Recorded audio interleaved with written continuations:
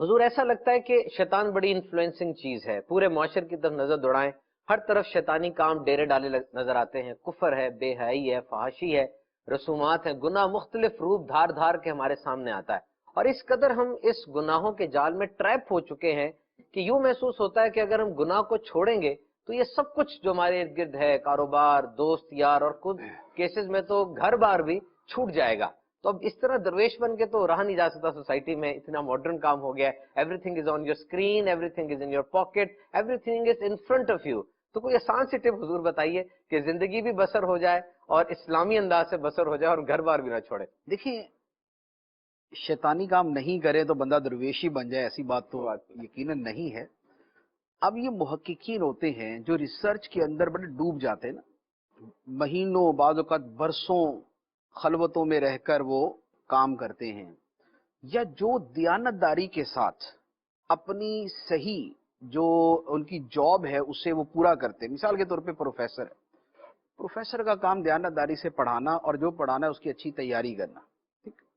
अब अगर वो अच्छी तैयारी करेगा तो उसके लिए भी उसको वक्त चाहिए, और उसने पढ़ाना है उसके लिए भी वक्त चाहिए। रिलैक्सेशन का टाइम उसके पास थोड़ा होता है। तो प्रोफेसर मस्त नहीं होते। साइंसदान जो साइंसी इजादात के अंदर लगते हैं और सर उठाने और खुजाने की फुर्सत नहीं होते, ये दरवेश नहीं होते। ये भी जिंदगी गुजार रहे होते हैं, लेकिन ये कोई शैतानी कामों में नहीं पड़े होते। जो आदमी अपने बड़े मकसद के लिए छोटी छोटी ख्वाहिशात की कुर्बानी देता है ना, वो समझदार होता है, वो बेवकूफ नहीं होता। अब बात यह है कि हम हैं मुसलमान। मुसलमान की जिंदगी बेमकसद नहीं है। अल्लाह ताला ने मुसलमान की जिंदगी का एक मकसद बयान किया। जब हम उस मकसद के लिए दीगर चीजों और ख्वाहिशात की कुर्बानियां देते हैं तो इसे मस्ती और दुर्वेशी नहीं कहा जाएगा, इसे समझदारी और अक्लमंदी कहा जाएगा। अब हमारी जिंदगी का मकसद अल्लाह ताला ने क्या बयान फरमाया? कुरान मजीद के अंदर फरमाया, कुल इन्ना सलाती व नुसुकी व महयाया व ममाती लिल्लाहि रब्बिल आलमीन। ए नबी, तुम कहो कि बेशक मेरी नमाज और मेरी इबादतें और मेरा जीना और मेरा मरना सब अल्लाह के लिए है जो तमाम जहानों का पालने वाला है। मुसलमान की जिंदगी का मकसद अल्लाह ताला ने बयान फरमाया कि उसका जीना मरना सब अल्लाह के लिए हो जाए। मुराद ये कि उसकी जिंदगी के तमाम अफ़आल भी अल्लाह के लिए हो और मरने की तैयारी भी उसकी अल्लाह अज़्ज़ा वजल के लिए हो। अब हम एक मकसद वो होता है जो हम अपना डिटर्मिन करते हैं और डिसाइड करते हैं। खिलाड़ी ने खेल का किया, मुहक्किक ने रिसर्च का किया, साइंसदान ने साइंसी इजाद का किया, हुक्मरान ने अपने निजाम को दुरुस्त करने का किया। वो अपने उन मकासद की खातिर जो उन्होंने तय किए, वो ताश भी छोड़ते हैं। आपने देखा कि हुक्मरान जनाब ताश ही खेलता रहता, हुक्मरान फिल्में देखता रहता, ऐसा नहीं होता। क्यों? इसलिए कि उसके सामने एक मकसद होता है।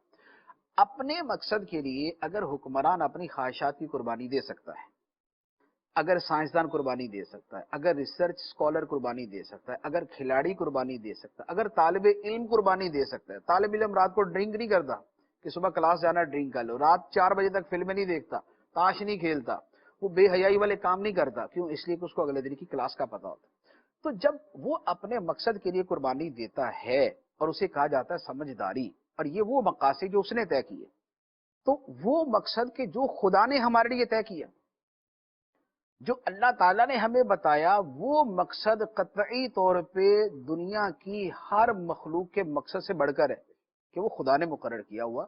अब अगर उस मकसद के लिए कि हमारी जिंदगी खिलाफ इताअत खुदा और रसूल ना हो, बल्कि मुताबिक इताअत खुदा और रसूल हो, जब ये मकसद है, तो अब इस मकसद के लिए अगर कोई शैतानी ख्वाहिशात की, लज्जात की और एक्टिविटीज और मसरूफियात की कुर्बानी देता है, तो फिर ये समझदार बंदा है, ये मस्त दुर्वेश नहीं है।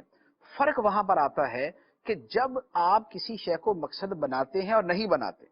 जिसने मकसद बना लिया आखिरत को, अल्लाह ताला की रिजा को, उसके लिए कुर्बानियां कोई चीज नहीं। उसके लिए तो ये है कि भाई सारी जिंदगी मिल मिला के कितनी होगी? 70 साल की। सारी जिंदगी मिल मिला के 70 साल की, 70 साल कुर्बानियां दे दें और 70 खरब साल से भी लंबी जिंदगी हमें मिल जाएगी, आसाइशों वाली, नेमतों वाली, लज्जतों वाली, मजों वाली, राहतों वाली, खुशियों वाली, खुशहालियों वाली, सेहत वाली, आफियत वाली। تو بتائیے 70 سال کی قربانی دے کے اگر 70 کھرب سے بھی زیادہ لمبی زندگی ملتی ہے تو وہ بہتر ہے یا یہ بہتر ہے کہ اس زندگی کو تباہ کر دیا جائے اور اس کو سیٹ کر لیا جائے؟ تو کیونکہ لوگوں نے آخرت کو اپنا مقصد نہیں بنایا ہوتا، اس لیے ان کو لگتا ہے کہ یار کیسے قربانی دے، جبکہ یہی لوگ جب اپنے دنیاوی کام کرتے ہیں اور اس کے لیے یہ ساری چیزیں قربان کرتے ہیں تو سارے لوگ تالیاں بجا رہے ہوتے ہیں، واہ جی واہ کیا بات ہے۔ ایک طالب علم کو بولا جائے آؤ کھیلو اور وہ بولے نہیں یار میرا کل پیپر ہے میں نہیں کھیلوں گا، تو سارے لوگ کہتے ہیں یار کیا ماشاءاللہ سمجھدار اور کتنا محنتی طالب علم ہے۔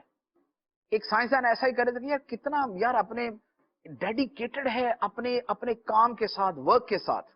ریسرچ اسکالر یہی کرے تو بڑی اس کی تعریف ہوگی، حکمران یہ کرے تو بولیں دیکھیے یار عوام کا کتنا خیر خواہ ہے، کتنا جو ہے نا یہ وہ ہے، ایک موٹیویٹڈ ہے اس کے لیے اور ڈیڈیکیٹڈ ہے اس کے لیے، اپنی اس نے زندگی قربان کر دی اس نے ملک کے لیے، قوم کے لیے۔ بانی پاکستان قائد اعظم محمد علی جناح شراب تو نہیں پیتے تھے، وہ کھیلوں کے اندر تو نہیں لگے رہتے تھے، تاش واش تو نہیں کھیلتے تھے، یہ سارے کام نہیں کرتے تھے، انہوں نے اپنی صحت بھی قربان کر دی، تو اس پہ ان کی تعریف کریں گے یا مذمت کریں گے؟ تعریف کریں گے۔ کیوں؟ اس لیے کہ ایک بہت بڑے مقصد کے لیے انہوں نے ساری قربانیاں دیں۔ تو جب مقصد آدمی سمجھ لے پھر قربانی دینا مشکل نہیں ہوتا۔ پرابلم وہاں آتی ہے کہ جب ذہن کے اندر آخرت کا مقصد ہی نہیں ہوتا، آخرت جب مقصود ہی نہیں ہے، یہ گول ہی نہیں ہے which have to be achieved، جب ذہن کے اندر وہ گول ہی نہیں ہے، وہ مقصد ہی نہیں ہے، تو لہذا اب لگے گا کہ یار دیکھو کتنی بے مزہ اور خشک زندگی گزار رہا ہے، تری نہیں ہے اس کی زندگی کے اندر، اس کی زندگی میں مشروب مغرب نہیں ہے، ڈلتی ہوئی شاموں کے مزے نہیں ہے اس کی زندگی کے اندر، تو بھائی وہ اور بھی بہت سارے لوگوں کی زندگی میں نہیں ہے، اور وہ بھی بڑی سمجھداری کی زندگی گزارتے ہیں اور عقل مندی قرار پاتے ہیں۔